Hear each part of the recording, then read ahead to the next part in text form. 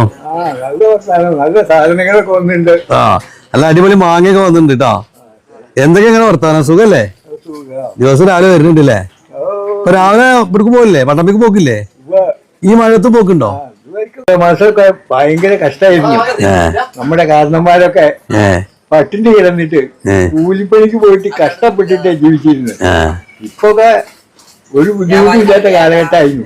ഇപ്പോഴത്തെ കേൾക്കുന്നത് ഒരു ബുദ്ധിമുട്ടുമില്ല. അന്നത്തെ കാലത്തേ പിന്നെ പണിക്ക് മഞ്ഞയുടെ പണിക്കൊക്കെ പോയിരുന്നോ? പിന്നെ എന്ത് പണിക്കാ പോയിരുന്നു? ഞാനൊക്കെ പിന്നെ നാടുവിട്ടിന് മദ്രാസിൽ പോവല്ലേ പണി ചെയ്ത്. പണ്ടത്തെ കാലത്ത് ഏറ്റവും വലിയൊരു പോകണ്ട് മഞ്ഞേട്ടാ. ഇപ്പൊ പിന്നെ കൊറേ ദിവസമായി തുടർച്ചയായിട്ട് മഴ പെയ്യണു. നിങ്ങളുടെ ജീവിതത്തിൽ ഇങ്ങനെ ഉണ്ടായിട്ടുണ്ടോ ഇത്രയും നീണ്ടിട്ട്?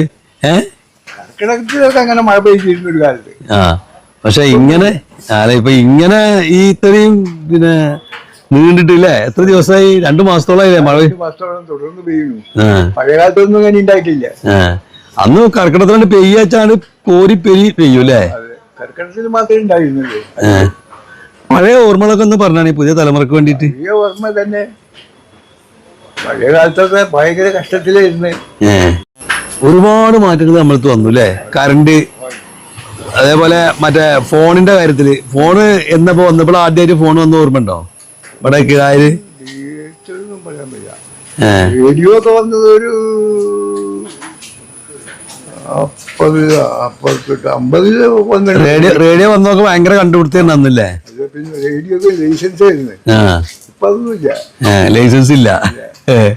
അതേപോലെ ടെലിവിഷൻ വന്നത് അല്ലേ? ടെലിവിഷൻ വന്നൊക്കെ കുറെ കാലം പരിപ്പൊക്കെ വന്നത് ഒരു 20 വർഷമൊക്കെ ആയിട്ടുണ്ടായിരുന്നു. ഗോപാലമേന്റെ അവർക്ക് പട്ടാമ്പി ടൗണിലൊക്കെ വന്നിട്ടുണ്ടായിരുന്നു അല്ലേ? കിഴാരിക്ക് വന്നിട്ടുണ്ടെങ്കിൽ ഗോപാലമേന്റെ അതിലാണ്. പിന്നെ അതിന് ഓരോ പ്രദേശവും കറണ്ട് കിട്ടാനൊക്കെ അന്ന് ഭയങ്കര ബുദ്ധിമുട്ടായിരുന്നു അല്ലേ? അത്ര ഇന്ന് വളരെ പെട്ടെന്നായി എല്ലാ കാര്യങ്ങളും അല്ലേ? അന്നത്തെ ഒരു ബൾബും ഇന്നത്തെ ലൈറ്റും കണ്ടില്ല അല്ലേ? എന്തൊക്കെ മാറ്റങ്ങളാണ് സംഭവിച്ചിട്ടാ. അന്ന് ഒന്നും ഒരു വസ്തു ഉണ്ടായിരുന്നില്ല. ഒരു തീപ്പെട്ടിക്കൊള്ളിക്ക് ഭയങ്കര വിലയായിരുന്നു. തീപ്പെട്ടിക്കൊള്ളിക്ക് ഇന്ന് ആരും നോക്കണം കൂടി ഇല്ല. താഴത്ത് അങ്ങനെ കിടക്കുക. എല്ലാം ഒരു ചന്ദനച്ചിരി, അങ്ങനെ എല്ലാ ചെറിയ ചെറിയ വസ്തുവും ഇന്ന് സുലഭമായ എല്ലാ സാധനങ്ങളും വളരെ കിട്ടാൻ പ്രയാസമായിരുന്നു അല്ലേ? ഉപ്പൊക്കെ പച്ചക്കറികൾ ഇവിടെ ഉണ്ടാക്കിയിട്ടില്ലേ? പച്ചക്കറി ആരും വാങ്ങി തിന്നൂല. നമ്മുടെ നാട്ടിലേ ഉണ്ടായിരുന്നു.